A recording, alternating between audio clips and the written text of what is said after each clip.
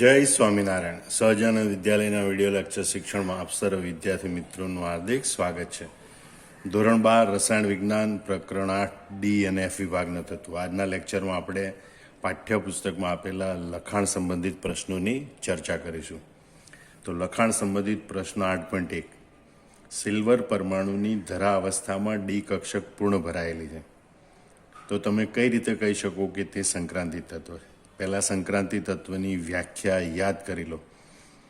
જે તત્વની ધરા અવસ્થામાં એટલે કે તટસ્થ પરમાણુમાં કે કોઈ એક ઓક્સિડેશન અવસ્થા એટલે કે આયનમાં ડી પેટાકોષ અપૂર્ણ ભરાયેલી હોય તો તેને સંક્રાંતિ તત્વ કહેવાય. બરોબર યાદ રાખી લેજો. હવે આપણે સિલ્વરની વાત કરીએ તો સિલ્વર એટલે કે એજીનો પરમાણુ ક્રમાંક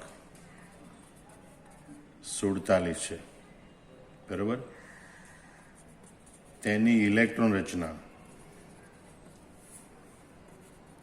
એજી ક્રિપ્ટોન કમ્પ્લીટ 4d10 5s1 છે. તે +1 ઓક્સિડેશન અવસ્થા ઉપરાંત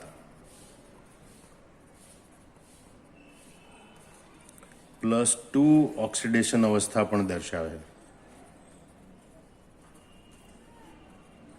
આ ખાસ યાદ રાખજો. તે +1 ઓક્સિડેશન અવસ્થા ઉપરાંત +2 ઓક્સિડેશન અવસ્થા પણ દર્શાવે છે. દાખલા તરીકે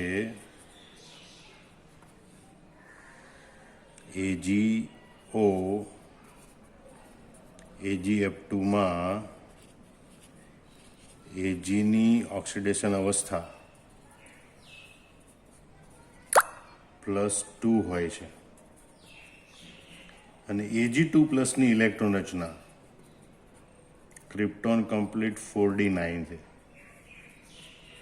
જેમાં ડી પેટાકોષ અપૂર્ણ છે. બરોબર. માટે કહી શકાય કે સિલ્વર એ સંક્રાંતિ તત્વ છે. વ્યાખ્યા પ્રમાણે તમે આવું ચોખ્ખું સમજાવી શકો. બરોબર. જે તત્વના તટસ્થ પરમાણુ કે આયનમાં ડી પેટાકોષ અપૂર્ણ ભરાયેલી હોય એને સંક્રાંતિ તત્વ કહેવાય. અહીંયા સિલ્વર પરમાણુની ધરા અવસ્થાની ઇલેક્ટ્રોન રચના આ પ્રમાણે છે. એમાં ડી પેટાકોષ પૂર્ણ ભરાયેલ છે, એટલે આમ તો સિલ્વરને સંક્રાંતિ તત્વ ગણવું જોઈએ નહીં. પણ સિલ્વર એ +1 ઓક્સિડેશન અવસ્થા ઉપરાંત +2 ઓક્સિડેશન અવસ્થા પણ દર્શાવે છે. દાખલા તરીકે AgO અને AgF2માં સિલ્વરની ઓક્સિડેશન અવસ્થા +2 હોય છે. તો Ag2+ એની ઇલેક્ટ્રોન રચના ક્રિપ્ટોન કમ્પ્લીટ 4d9 હોય. 2+ લખવાનું, ભૂલથી પ્લસ લખાઈ ગયું. Ag2+ ની ઇલેક્ટ્રોન રચના ક્રિપ્ટોન કમ્પ્લીટ 4d9 હોય છે, જેમાં ડી પેટાકોષ અપૂર્ણ ભરાયેલી છે. બરોબર. અને ડી પેટાકોષ અપૂર્ણ છે માટે એમ કહી શકાય કે સિલ્વર એ સંક્રાંતિ તત્વ છે. લખાણ સંબંધિત પ્રશ્ન 8.2, સ્કેન્ડિયમથી ઝિંક સુધીના તત્વોમાં ઝિંકની પરમાણુકરણ એન્થાલ્પીનું મૂલ્ય સૌથી નીચું છે. શા માટે? તો અહીંયા આ સંક્રાંતિ તત્વો છે. એ સંક્રાંતિ તત્વો માટે પરમાણુકરણ એન્થાલ્પી એ ધાત્વિક બંધની પ્રબળતા પર આધાર રાખે. અને ધાત્વિક બંધની પ્રબળતા એ અયુગ્મિત ઇલેક્ટ્રોનની સંખ્યા પર આધાર રાખે. બરાબર. અથવા એમ કે જેમ અયુગ્મિત ઇલેક્ટ્રોનની સંખ્યા વધારે એમ ધાત્વિક બંધની પ્રબળતા વધારે થાય, એમ પરમાણુકરણ એન્થાલ્પી વધારે. જેમ અયુગ્મિત ઇલેક્ટ્રોનની સંખ્યા ઓછી એમ ધાત્વિક બંધની પ્રબળતા ઓછી, એમ પરમાણુકરણ એન્થાલ્પી ઓછી. આ કન્સેપ્ટ ઉપર હવે આપણે આગળ જઈએ કે ભાઈ સ્કેન્ડિયમથી ઝિંક સુધીના તત્વો પૈકી ઝિંક પરમાણુમાં અયુગ્મિત ઇલેક્ટ્રોનની ગેરહાજરી છે.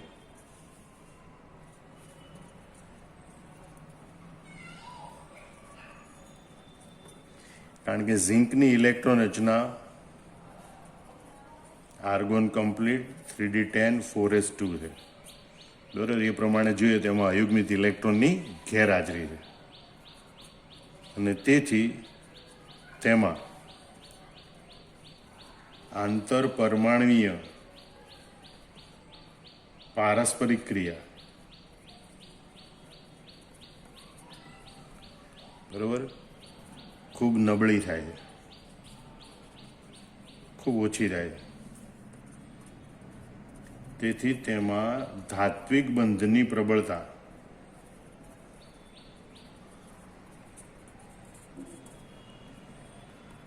સૌથી ઓછી હોય છે અને માટે ઝિંકની પરમાણવીકરણ એન્થાલ્પી એ સૌથી ઓછી હોય છે. ફરીથી આખી વાત સમજી લો. સંક્રાંતિ તત્વો એ ધાતુ તત્વો છે.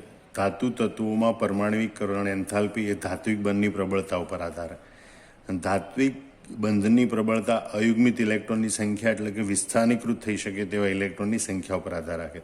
હવે સ્કેન્ડિયમથી ઝિંક સુધીના તત્વોમાં જોઈએ તો ઝિંક પરમાણુમાં અયુગ્મિત ઇલેક્ટ્રોનની ગેરહાજરી છે. એક પણ અયુગ્મિત ઇલેક્ટ્રોન નથી. બરાબર, એની ઇલેક્ટ્રોન રચના જુઓ 3d10 4s2, બધા ઇલેક્ટ્રોન યુગ્મિત છે. એટલે એમાં પરમાણવીય પારસ્પરિક ક્રિયા ખૂબ ઓછી અથવા તો નબળી થાય. માટે સ્કેન્ડિયમથી ઝિંક સુધીના તત્વોમાં ઝિંકમાં ધાત્વિક બંધની પ્રબળતા સૌથી ઓછી, માટે ઝિંકની પરમાણવીકરણ એન્થાલ્પી સૌથી ઓછી હોય છે. લખાણ સંબંધિત પ્રશ્ન 8.3. 3D શ્રેણીની કઈ સંક્રાંતિ ધાતુ સૌથી વધુ સંખ્યામાં ઓક્સિડેશન અવસ્થાઓ દર્શાવે? બરાબર, શા માટે? તો 3D શ્રેણીની બધી સંક્રાંતિ ધાતુઓ પૈકી Mn એટલે કે મેંગેનીઝ એ સૌથી વધુ સંખ્યામાં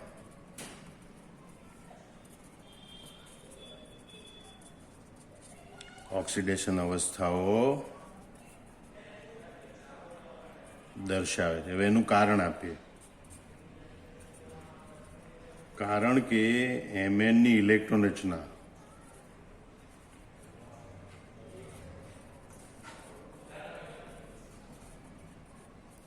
આર્ગોન કમ્પ્લીટ 3d5 4s2 છે તેમજ 3D અને 4s કક્ષકોની ઉર્જાના મૂલ્ય નજીકના છે અને તેથી મેંગેનીઝ પાસે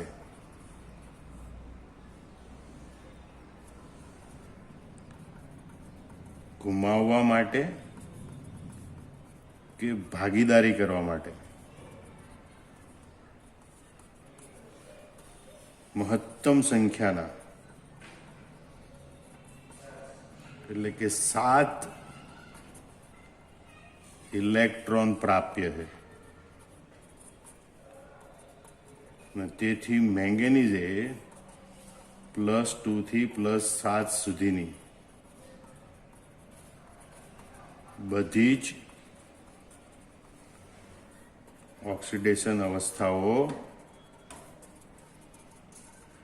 દર્શાવે છે. બરોબર, અને માટે કહી શકાય કે મેંગેનીઝ એ સૌથી વધુ સંખ્યામાં ઓક્સિડેશન અવસ્થાઓ દર્શાવે. કારણ પણ પૂછે, કારણ આપો. મેંગેનીઝ એ સૌથી વધુ સંખ્યામાં ઓક્સિડેશન અવસ્થા દર્શાવે.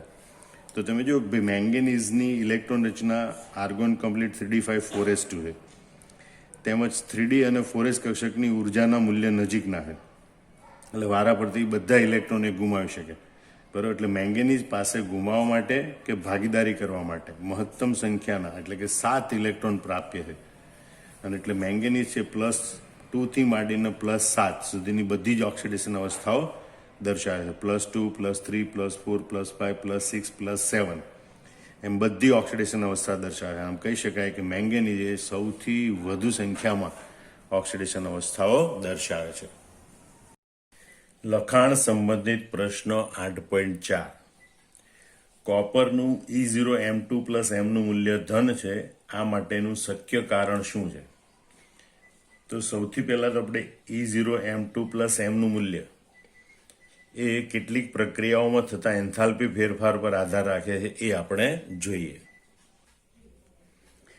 E0M2 + એમનું મૂલ્ય આ નીચેની પ્રક્રિયામાં થતા એન્થાલ્પી ફેરફાર પર આધાર રાખે છે. બરોબર. દાખલા તરીકે કોઈ પણ ધન આયન, કોપર ધાતુ છે એમાંથી ધન આયન Cu2+ એક્વિયસ બને એ દરમિયાન આ 3 સૂક્ષ્મ તબક્કામાંથી પસાર થવું પડે. પહેલા ઘન ધાતુમાંથી વાયુરૂપ ધાતુ પરમાણુ બને અને એ માટેની જરૂરી ઉર્જા એ પરમાણુકરણ એન્થાલ્પી છે. બરોબર. એનું મૂલ્ય ધન હોય, કારણ કે ધાતુમાંથી પરમાણુ છૂટા પાડવા માટે ઉર્જા આપવી પડે. આ ઉષ્મા શોષક પ્રક્રિયા. પછી વાયુરૂપ ધાતુ પરમાણુમાંથી ઇલેક્ટ્રોન દૂર કરી, બરોબર, અને ધાતુ આયન બનાવવા માટે ઉર્જા આપવી પડે ઇલેક્ટ્રોન દૂર કરવા માટે. આ પ્રક્રિયા પણ ઉષ્મા શોષક પ્રક્રિયા છે. બરોબર. એ માટેની જરૂરી ઉર્જા એને આપણે આયનીકરણ એન્થાલ્પી કહીએ. અને એ વાયુરૂપ ધન આયન પાણીમાં દ્રાવ્ય થઈ અને M2+ એક્વિયસ આયન બનાવે. એ દરમિયાન પાણીના અણુ વડે આકર્ષાય, જેના કારણે ઉર્જા ઉત્પન્ન થાય. એટલે આ પ્રક્રિયા ઉષ્માક્ષેપક પ્રક્રિયા છે. ડેલ્ટા H હાઇડ્રેશન એટલે કે જલીયકરણ એન્થાલ્પી, એનું મૂલ્ય ઋણ હોય. બરોબર. હવે આ 3 મૂલ્યો છે એના આધારે પ્રમાણિત વિદ્યુતરૂપ પોટેન્શિયલ E0M2 + એમનું મૂલ્ય નક્કી થતું હોય છે. હવે આપણે કોપર માટે જોઈએ. તો કોપર માટે પરમાણુકરણ એન્થાલ્પી ઊંચી છે અને જલીકરણ એન્થાલ્પી નીચી છે. બરોબર. આમ કુલ શોષાતી ઉર્જા એટલે કે આયનીકરણ એન્થાલ્પી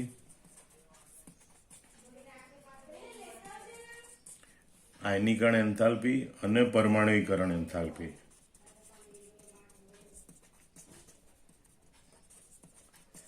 નો સરવાળો હોય છે, જેને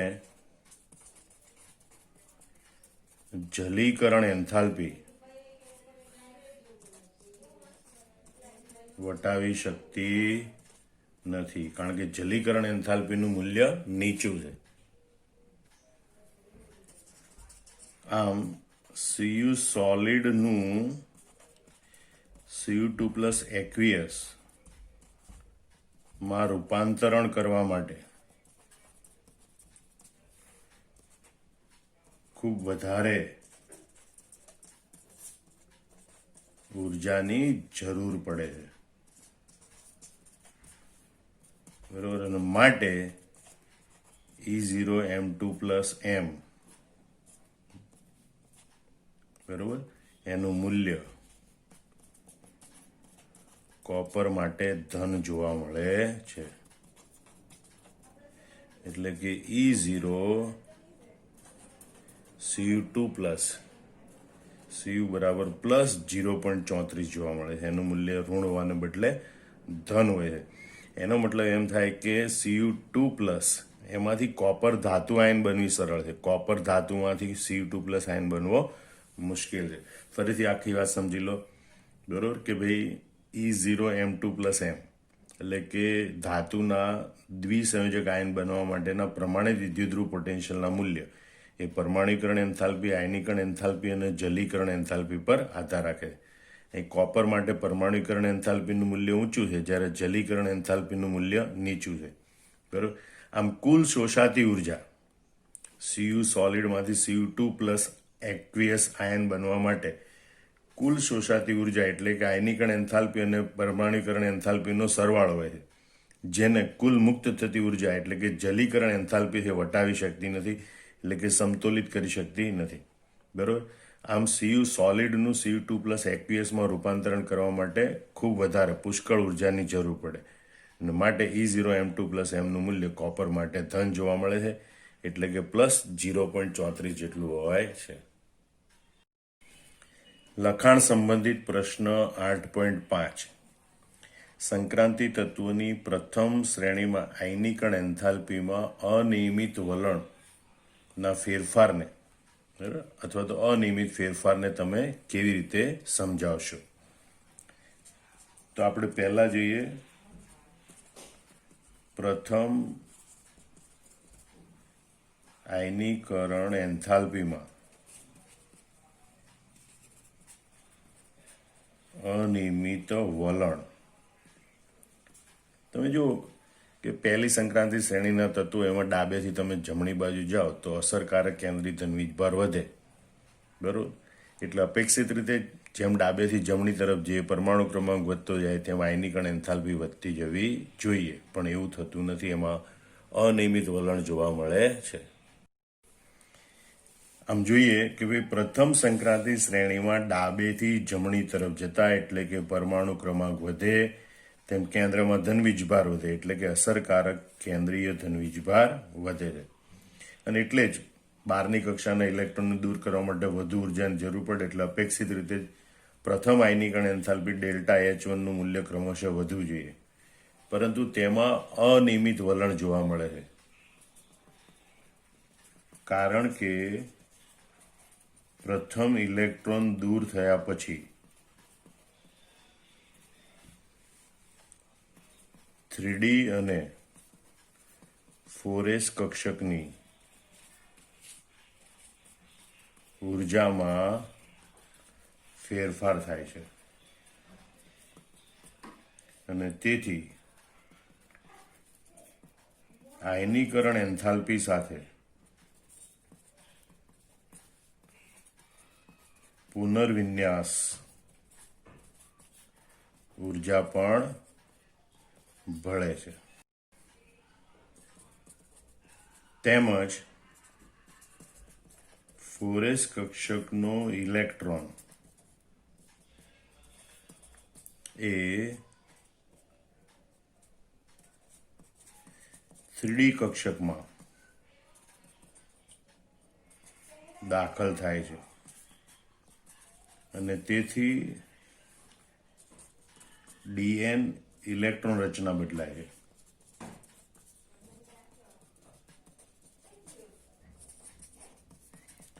જેના કારણે ઇલેક્ટ્રોન વિનિમય ઉર્જા એટલે કે એક જ કક્ષકના બે અયુગ્મિત ઇલેક્ટ્રોન પોતાનું સ્થાન બદલે એના કારણે ઉત્પન્ન થતી ઉર્જા, બરોબર. સમાન ઉર્જા ધરાવતી એક જ પ્રકારની કક્ષકો એમાં રહેલા ઇલેક્ટ્રોન પોતાનું સ્થાન બદલે એના કારણે ઉત્પન્ન થતી ઉર્જા એ ઇલેક્ટ્રોન વિનિમય ઉર્જામાં ફેરફાર થાય છે, બરોબર. એના કારણે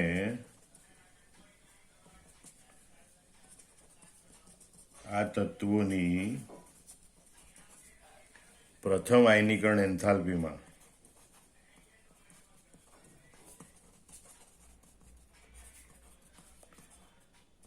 અનિયમિત વલણ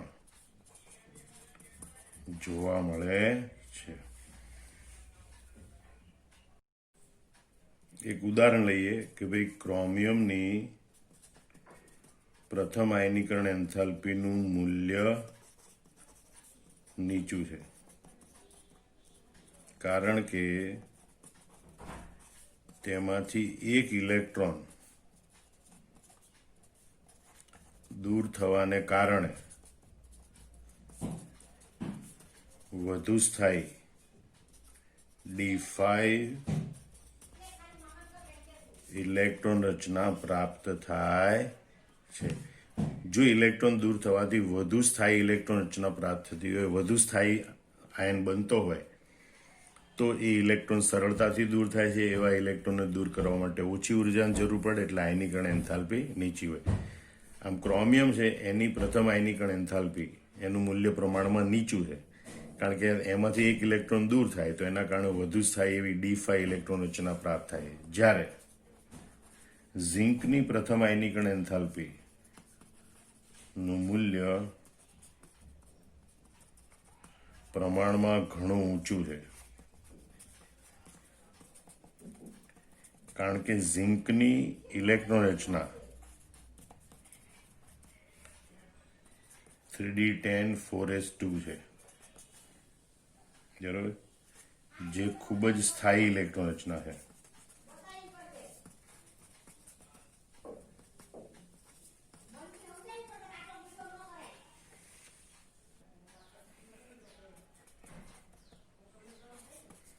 તેમાંથી એક ઇલેક્ટ્રોન દૂર કરવા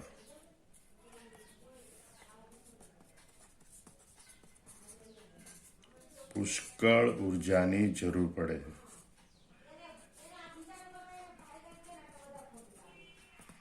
બરોબર. ફરીથી એકવાર તમે પ્રથમ આયનીકરણ એન્થાલ્પીના અનિયમિત વલણને ધ્યાનથી જોઈ લો. પ્રથમ સંક્રાંતિ શ્રેણીમાં તમે ડાબેથી જમણી તરફ જાઓ એટલે ધન વીજભાર વધે, એટલે અપેક્ષા પ્રમાણે પ્રથમ આયનીકરણ એન્થાલ્પીનું મૂલ્ય ક્રમશઃ વધતું રહેવું જોઈએ. પણ એમાં અનિયમિત વલણ જોવા મળે છે. ક્યારેક વધે ઘટે એ રીતે પ્રથમ આયનીકરણ એન્થાલ્પીના મૂલ્ય છે. તો એનું કારણ એ છે કે પ્રથમ ઇલેક્ટ્રોન દૂર થયા પછી 3D અને 4s કક્ષકની ઉર્જામાં ફેરફાર થાય. એટલે આયનીકરણ એન્થાલ્પીની સાથે સાથે પુનર્વિન્યાસ ઉર્જા પણ ફળે. કારણ કે 3D 4s કક્ષકનો ઇલેક્ટ્રોન છે 3D કક્ષકમાં દાખલ થાય એટલે ઇલેક્ટ્રોનની પુનઃ ગોઠવણી થાય. એના કારણે જે ઉર્જા ઉત્પન્ન થાય એ આયનીકરણ એન્થાલ્પીની સાથે ભળે. બરોબર. વળી ડીએન ઇલેક્ટ્રોન રચના પણ બદલાય. બરોબર. એના કારણે ઇલેક્ટ્રોન વિનિમય ઉર્જામાં ફેરફાર થાય. એના કારણે આ તત્વોની પ્રથમ આયનીકરણ એન્થાલ્પીમાં અનિયમિત વલણ જોવા મળે છે. દાખલા તરીકે બે ઉદાહરણ, ક્રોમિયમની પ્રથમ આયનીકરણ એન્થાલ્પીનું મૂલ્ય નીચું છે કારણ કે એમાંથી એક ઇલેક્ટ્રોન દૂર થાય ત્યાર પછી વધુ સ્થાયી એવી D5 ઇલેક્ટ્રોન રચના પ્રાપ્ત થાય. ઝિંકની પ્રથમ આયનીકરણ એન્થાલ્પીનું મૂલ્ય પ્રમાણમાં ઘણું ઊંચું છે કારણ કે ઝિંકની ઇલેક્ટ્રોન રચના એ સંપૂર્ણ ઇલેક્ટ્રોન રચના છે જે ખૂબ સ્થાયી હોય, 3D10 4s2. બરાબર. એમાંથી ઇલેક્ટ્રોન દૂર કરવા માટે પુષ્કળ ઉર્જાની જરૂર પડે માટે ઝિંકની પ્રથમ આયનીકરણ એન્થાલ્પી ઘણી ઊંચી હોય છે. આમ સંક્રાંતિ તત્વની પ્રથમ શ્રેણી છે એના પ્રથમ આયનીકરણ એન્થાલ્પીના મૂલ્યોમાં ઘણું અનિયમિત વલણ જોવા મળે છે. હવે આપણે જોઈએ દ્વિતીય આયનીકરણ એન્થાલ્પીનું વલણ. પ્રથમ આયનીકરણને અંતે બનતા પહેલું આયનીકરણ થાય, એક ઇલેક્ટ્રોન દૂર થાય એટલે એક સંયોજક આયન બને. તો પ્રથમ આયનીકરણને અંતે બનતા એક સંયોજક આયન એટલે કે M+ માં અસરકારક કેન્દ્રીય ધનવીજભાર વધે. બરોબર. અને તેથી બીજો ઇલેક્ટ્રોન દૂર કરવા માટે ખૂબ વધારે ઉર્જાની જરૂર પડે. એટલે એમ કહેવાય તેથી દ્વિતીય આયનીકરણ એન્થાલ્પીનું મૂલ્ય એ પ્રથમ આયનીકરણ એન્થાલ્પીના મૂલ્ય કરતાં ઘણું વધારે હોય છે. ટૂંકમાં કહીએ તો ΔH2 is greater than ΔH1. બરોબર. ΔH2 દ્વિતીય આયનીકરણ એન્થાલ્પીનું મૂલ્ય એ પ્રથમ આયનીકરણ એન્થાલ્પી કરતાં ઘણું વધારે હોય. બીજું, પ્રથમ સંક્રાંતિ શ્રેણીના તત્વોમાં એટલે કે પ્રથમ સંક્રાંતિ શ્રેણીમાં ડાબેથી જમણી તરફ જતા દ્વિતીય આયનીકરણ એન્થાલ્પીના મૂલ્યમાં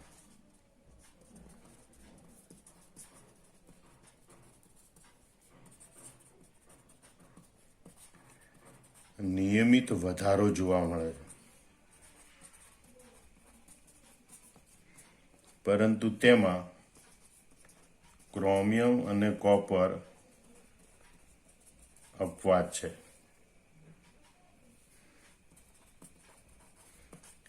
તેમની દ્વિતીય આયનીકરણ એન્થાલ્પીના મૂલ્ય અપેક્ષા કરતા વધુ છે. એને આ રીતે સમજાવી શકાય કે ભાઈ ક્રોમિયમનું એક સંયોજક આયન